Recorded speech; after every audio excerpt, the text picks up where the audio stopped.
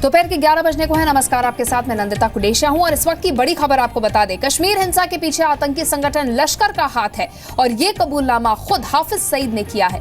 PoK के फैसलाबाद में आतंकी हाफिज सईद एक तकरीर के दौरान ये कहता सुनाई दिया कि बुरहान वानी के जनाजे की अगुवाई लश्कर कमांडर कर रहा था।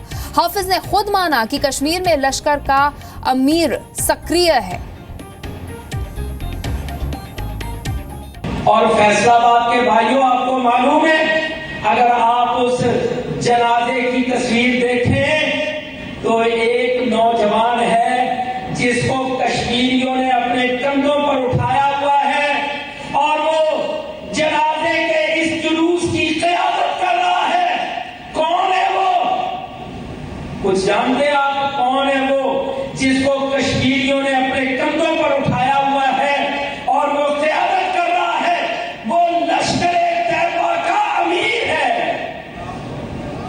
वो लश्कर-ए-तैयबा का अमीर है।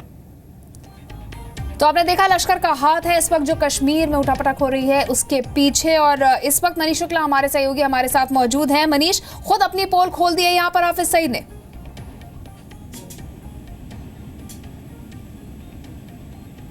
मनीष, आपको मेरी आवाज आ रही है? देखिए, इस पूरी बात से ये साफ हो जाती है कि जिस तरीके से बुरहान वानी को जब सिक्योरिटी फोर्सेस ने मारा और उसके बाद कश्मीर में जो वायलेंस हुआ, जो हिंसा हुई, वो उसके पीछे किस तरीके से आईएसआई, पाकिस्तान और हाफिज सईद का इन्वॉल्वमेंट था। और यहाँ तक नहीं, जब बुरहान वानी की जब मौत हुई उसके बाद उसके जनाजे में ये कहा गया कि कई जो लश्कर के आतंकी हैं वो शामिल हुए थे। और ये बात हाफिज सईद ने लगातार दूसरी बार कही है। अगर आप देखें तो पहली बार उसने कहा था कि बुरहान वानी से मरने से पहले उसको फोन किया था, उससे बात की थी। और उसके बाद जब वो मारा गया है उसके बाद अब दोबारा हाफिज सईद ने बात कही है कि जो उसका जनाजा था उसमें उसके लोग शामिल थे। तो ये चीजें सिक्योरिटी एजेंसीज कश्मीर की बहुत पहले जानती हैं कि कश्मीर में आतंकी किस तरीके से वहां पर वो माहौल खराब कर रहे हैं कश्मीर का। और जो भी घटना हुई उसका पूरा फायदा लेने की पाकिस्तान ने कोशिश की। बिल्कुल, सिर्फ पाकिस्तान ही नहीं। और अगर हम हाफिज सईद की बात करें तो अपने आप को लश्कर से काफी वक्त से अलग बता रहा था। 26/11 के बाद से लश्कर का नाम उसने नहीं लिया। जमात उद दावा का ही खुद को वो सदस्य बताता रहा है। ऐसे में अब उसका ये कहना लश्कर के बारे में खुलकर ये बहुत कुछ बयान कर रहा है। मनीष, देखिए, वो जरूर जमातुल दावा नाम से संगठन बना करके उसने उसका नाम चैरिटी ऑर्गेनाइजेशन रखा हुआ है। पूरी दुनिया को ये संदेश देने की कोशिश की जाती है कि शांति के लिए, लोगों के मदद के लिए जेडी काम करता है। लेकिन फिलिस्तीन से लेकर के और पूरे कश्मीर तक पूरी दुनिया की इंटेलिजेंस एजेंसीज को पता है कि दरअसल चैरिटी का जो पैसा है बड़ी मात्रा में लश्कर-ए-तोयबा के पास जाता है। और पूरी दुनिया में, अफगानिस्तान में अगर बात करें, कश्मीर में बात करें, बड़े पैमाने पर जो आतंकी हमले होते हैं उसके पीछे जमातुल दावा और लश्कर-ए-तोयबा हैं, जो दोनों एक ही हैं, सिर्फ उनके दो चेहरे हैं। तो मनीष, लगातार कहा जा रहा था कि कश्मीर में इस वक्त जो हिंसा हो रही है इसके पीछे किसी आतंकी संगठन का हाथ है। अब ये साफ हो गया है। क्या इससे भारत का स्टैंड जो है और स्ट्रांग होता और क्या और खुलकर हम पाकिस्तान के खिलाफ बोल पाएंगे जो सरपरस्ती दे रहा है हाफिज सईद को? देखिए, अब 3 अगस्त को राजनाथ सिंह पाकिस्तान जाने वाले हैं, जहां पर सार्क देशों की मीटिंग होगी।